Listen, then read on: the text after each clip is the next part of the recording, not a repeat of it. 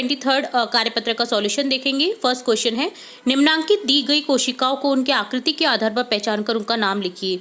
तो देखिए, आकृति के आधार पर आपको पहचानना है। जैसे यहाँ पर पहला है लाल रुधिर कोशिका, सेकंड हो जाएगा श्वेत रुधिर कोशिका, थर्ड है तंत्रिका कोशिका।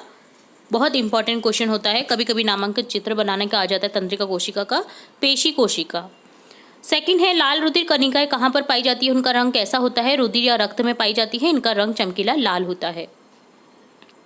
हमारे शरीर में सैनिक के रूप में कौन सी कोशिकाएं उपस्थित होती है जो अपना आकार बदलने में सक्षम होती हैं, श्वेत रक्त कणिकाएं या कोशिकाएं WBC जो अपने आकार बदलने में सक्षम होती हैं। यदि हमारे शरीर में खून की कमी हो गई हो तो संभवतः किस रक्ताणु की संख्या कम हो गई होगी, इसकी संख्या कमी से कौन सा रोग होता है, लाल रक्त कोशिकाओं की कमी से एनीमिया रोग हो जाता है। हमारे सरकारी विद्यालयों में खून की कमी को दूर करने के लिए सोमवार मंगलवार को कौन सी गोलियां विद्यार्थियों को दी जाती है, आयरन की गोली।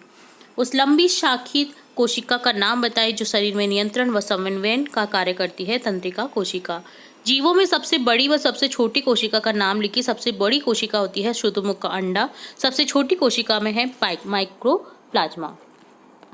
तो ये डन होता है कार्यपत्रक 23 का सॉल्यूशन। अब देखेंगे कार्यपत्रक 24, जिसमें क्वेश्चन फर्स्ट है, दिए गए जंतु कोशिका के चित्र में कोई 8 नामांकन कीजिए। तो आपको नामांकन करना है जंतु कोशिका का। देखिए चित्र दे रखा है यहाँ पर, तारक केंद्र, प्लाज्मा झिल्ली, केंद्रिक की झिल्ली, केंद्रिका, लाइसोसोम, माइटोकॉन्ड्रिया, कोशिका द्रव, लाइसोसोम, अंतःप्रद्रवी जालिका, गाल्जी उपकरण या गोल्जी काय, है ना। तो इस तरह से आपको ये डन करना था। सेकंड क्वेश्चन है, पादप कोशिका के चित्र में कोई 8 नामांकन कीजिए। तो ये था जंतु कोशिका का, और यहाँ पर आप देखेंगे पादप कोशिका का, जो कि हो जाएगा जैसे माइटोकॉन्ड्रियन होता है, कोशिका द्रव्य, राइबोसोम, यहाँ पर लाइसोसोम होता है, यहाँ पर राइबोसोम होता है, रिक्तिका, हरित लवक जिससे पेड़ पौधे हरे रहते हैं, है ना। कोशिका भित्ति पाई जाती है जो कड़क कड़क छाल रहती है, प्लाज्मा झिल्ली, केंद्र की झिल्ली, केंद्रक, गोल्जी उपकरण। ठीक है, तो दोनों का आपको नामांकित चित्र यहाँ पर प्रदान किया गया है। इसे आप लर्न करें और बनाना सीख लें, क्योंकि ये क्वेश्चन आपको मिल सकता है अपने आगामी एग्जाम में। तो इस तरह से आप और भी जो चित्र हैं आपके नामांकित वो आप देख सकते हैं इसके अलावा। तो ये डन होता है कार्यपत्रक 24 और 23 का सॉल्यूशन। तो यहाँ सबसे पहले कार्यपत्रक 25 का सॉल्यूशन देखेंगे। फर्स्ट क्वेश्चन है, जंतु कोशिका के अंगों को सारणीबद्ध कीजिए व उनके एक एक कार्य लिखिए। तो यहाँ सारणीबद्ध करना है आपको। कोशिका झिल्ली, पारगमन का नियंत्रण जो कार्य है उसका वो लिखना है। माइटोकॉन्ड्रिया, कोशिकीय श्वसन द्वारा ATP निर्माण। गोल्जी काय, पदार्थों का संचय एवं स्थानांतरण। केंद्र क्या करता है, समस्त कार्यों का नियंत्रण करता है। राइबोसोम, प्रोटीन संश्लेषण। जंतु कोशिका, ये ध्यान रखिए इसलिए राइबोसोम है यहाँ पर। अंतःप्रद्रवी जालिका, अंतःकोशिकीय अभिगमन, यांत्रिक आधारण। केंद्रिका, RNA द्वारा सूत्री विभाजन में भूमिका। लाइसोसोम, आत्मघाती थैली, कोशिका की सफाई में भूमिका। इसी तरह से देखिए पादप कोशिका को आपको सारणीबद्ध और एक एक कार्य लिखने, जैसे कोशिका भित्ति कोशिकाओं के बीच सीमेंट का कार्य करती है। हरित लवक, प्रकाश संश्लेषण द्वारा भोजन निर्माण करने में सहायक होता है। माइटोकॉन्ड्रिया, कोशिकीय श्वसन द्वारा ATP का निर्माण। राइबोसोम, प्रोटीन संश्लेषण। इसी तरह गोल्जी काय, पदार्थों का संचय एवं स्थानांतरण। केंद्रक जो है यहाँ पर हो जाएगा कोशिका का नियंत्रण कक्ष। रिक्तिका, चयापचय से उत्पन्न विषैले पदार्थों का संचय। कोशिका झिल्ली, कोशिका के अंदर व बाहर जाने वाले पदार्थों का निर्धारण। ठीक है, तो ये होता है आपका कार्यपत्रक 25 का सॉल्यूशन। अब देखेंगे कार्यपत्रक 26। पादप कोशिका व जंतु कोशिका में कोशिकांगों की उपस्थिति व अनुपस्थिति के आधार पर विभेद कीजिए। तो देखिए कोशिका को भाग दे रखा है। पादप कोशिका में आपको बताना है उपस्थित है या अनुपस्थित, या जंतु कोशिका में उपस्थित है या अनुपस्थित। कोशिका झिल्ली देखिए पादप कोशिका में उपस्थित होता है, जंतु कोशिका में भी उपस्थित होता है। कोशिका भित्ति पादप कोशिका में उपस्थित होता है बट जंतु कोशिका में नहीं होता है। केंद्रक उपस्थित होते हैं दोनों में। केंद्रक झिल्ली उपस्थित होते हैं दोनों में, पादप कोशिका जंतु कोशिका में। कोशिका द्रव्य दोनों में उपस्थित होते हैं। हरित लवक उपस्थित होता है पादप कोशिका में, जबकि जंतु कोशिका में अनुपस्थित होता है। रिक्तिकाएं उपस्थित होता है पादप कोशिका जंतु कोशिका दोनों में।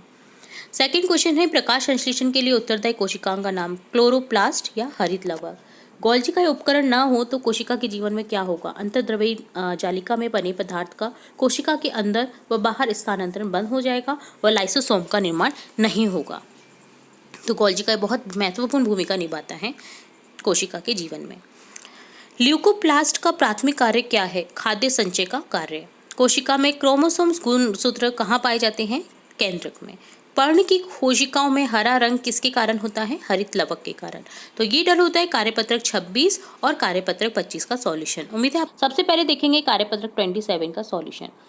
तो यहाँ क्रियाकलाप दे रखा है, उक्त संकल्पना को रोल प्ले द्वारा कक्षा में मंचन करवाया जा सकता है। कक्षा में विभिन्न विद्यार्थियों को चयन कर उनको एक एक मुकुट बनाने को कहें। विद्यार्थी उस मुकुट पर उस कोशिकांग का नाम लिखेंगे जिसका वे रोल प्ले कर रहे हैं। तो कोशिकांग का रोल प्ले करना है, मुकुट बनाना है ना। तो ये क्रियाएं आप कर सकते हैं कक्षाओं में। प्रत्येक कोशिकांग पर विद्यार्थी एक छोटी शीट पर उसकी संरचना व कार्य का वर्णन लिखेंगे। विद्यार्थी अपना परिचय उस कोशिकांग के रूप में देंगे तथा उसके संरचनात्मक और कार्यात्मक वाक्यों को वर्णन करेंगे। तो बहुत ही अच्छे खेल है जिसमें आपको पता चलेगा कोशिकांगों के बारे में। जैसे उदाहरण, शीट पर लिखना, मैं केंद्रक हूँ, मैं जंतु पादप कोशिका में पाया जाता हूँ, मेरे ऊपर तो झिल्लियाँ पाई जाती है जैसे केंद्रक आवरण कहते हैं। मैं अधिकांश क्रियाएं जो कोशिका में संपादित होती है पर नियंत्रण रखता हूँ। कक्षा में उक्त विद्यार्थियों को अभ्यास कर मंचन करवाना है शिक्षकों को, और विद्यार्थी इसी प्रकार अन्य कोशिकाओं का मंचन कर सकते हैं और स्थायी बना सकते हैं। तो देखिए यहाँ पर केंद्रक का उदाहरण दे रखा है जिसमें नामांकन किया गया है। तो याद कर लीजिए इसे, ताकि आपको जब भी इसका क्वेश्चन देखने को मिले तो आप फटाफट से बना सकते हैं। तो सभी को नाम लिख दिया है यहाँ पर। देखिए राइबोसोम, क्रोमेटिक जालिका, हेटेरोक्रोमेटिन, केंद्रिक छिद्र, केंद्रीय प्लाज्मा, परिकेंद्रिकी अवकार, आंतरिक केंद्रक झिल्ली, बाह्य केंद्रक झिल्ली, अंतःप्रद्रवी जालिका, क्रोमोसेंटर। ठीक है, तो ये जो कार्यकलाप है आपकी शिक्षकों द्वारा आपको किया जाएगा और आप करें। बहुत ही रोचक है, इसमें आपको पता भी चलेगा और काफ़ी सारी नॉलेज भी मिलेगी। तो ये डन होता है कार्यपत्रक 27 का सॉल्यूशन। अब देखेंगे कार्यपत्रक 28। क्वेश्चन फर्स्ट है, दिए गए अमीबा व पैरामीशियम के नामांकित चित्र बनाने का अभ्यास कीजिए। तो यहाँ पर देखिए नामांकित चित्र बनाने हैं अमीबा और पैरामीशियम का। तो देखिए अमीबा का बहुत इंपॉर्टेंट क्वेश्चन है, ये भी आपको एग्जाम में मिल सकता है। तो देखिए यहाँ पर इस तरह से आपको नामांकन कर देना है। यूरोइड, माइटोकॉन्ड्रिया, एक्टोडर्म, वायरोइड एवं thyroid, hyaline cap, plasmagel, hyaline परत, कूटपाद, खाद्य धनिया, केंद्रक, संकुचनशील धानी, प्लाज्मा कला। तो इस तरह से आपको यहाँ पर नामांकन करना था। और देखिए इस तरह से आपको याद भी करना है, चित्र बनाने का अभ्यास करना है। ये आपका यहाँ पर इस कार्यपत्रक में दिया गया है क्वेश्चन। पैरामीशियम को भी इसी तरह से नामांकित करा हुआ है और आपको इसे अभ्यास करना है चित्र बना करके। कुंचनशील धानी है, खाद्य धानी है, मुख गुहा है, गुदा छिद्र है, सीलिया है, केंद्रक है। तो इस तरह से आपको यहाँ पर अभ्यास करना है इन्हें बना करके। तो टोटली अभ्यास के कार्यपत्रक थे कार्यपत्रक 28 और कार्यपत्रक 27। क्वेश्चन फर्स्ट है, उत्तक किसे कहते हैं? शरीर के अंदर ऐसी कोशिकाएं जो समूह में रहती हैं और एक तरह के कार्य को संपन्न करने में दक्ष होती हैं, कोशिकाओं के इस विशिष्ट समूह को उत्तक कहते हैं।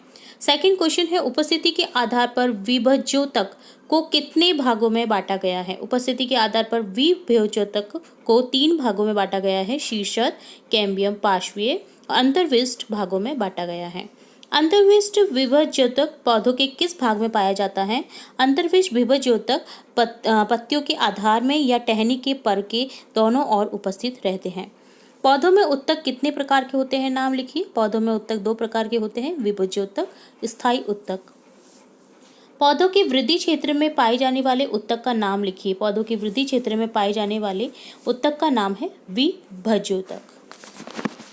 तो ये डन होता है कार्यपत्रक 29 का सॉल्यूशन। तो स्टार्ट करेंगे फर्स्ट क्वेश्चन से। नारियल पर पाए जाने वाले रेशों में कौन सा उत्तक पाया जाता है? आंसर हो जाएगा स्क्लेनकाइमा उत्तक, दृढ़ उत्तक। स्क्लेनकाइमा उत्तक जो कि दृढ़ उत्तक भी कहलाता है। सेकंड क्वेश्चन हो जाएगा स्टोमेटा रंध्र के प्रमुख कार्य लिखिए। तो प्रमुख कार्य लिखना है, रंध्र जो स्टोमेटा कहलाता है प्रकाश संश्लेषण और श्वसन के दौरान गैसीय आदान प्रदान में सहायक होता है। फोटोसिंथेसिस और रेस्पिरेशन के दौरान गैसीय जो आदान प्रदान होता है उसमें सहायक होता है स्टोमेटा या रंध्र। थर्ड क्वेश्चन है, पेड़ के नीचे खड़ा होने पर आपको शीतलता का अनुभव होता है, क्यों? आंसर हो जाएगा पेड़ में बहुत सारी पत्तियां होती हैं जो लगातार वाष्पोत्सर्जन दर्शाती हैं। वाष्पोत्सर्जन पत्तियों के छोटे छोटे छिद्र जिन्हें स्टोमेटा कहते हैं के माध्यम से पानी की हानि होती है। जब यह पानी पत्ती की सतह पर आता है तो पानी वाष्पित हो जाता है जिससे शीतलन प्रभाव उत्पन्न होता है और इसी कारण हमें पेड़ के नीचे खड़े होने पर शीतलता का अनुभव होता है। फोर्थ क्वेश्चन है, निम्नलिखित को सुमेलित कीजिए। यहाँ पर आपको मिलान करना है। क्लोरेनकाइमा को मिलान कर देंगे जलीय पौधों में गुहिकाएं।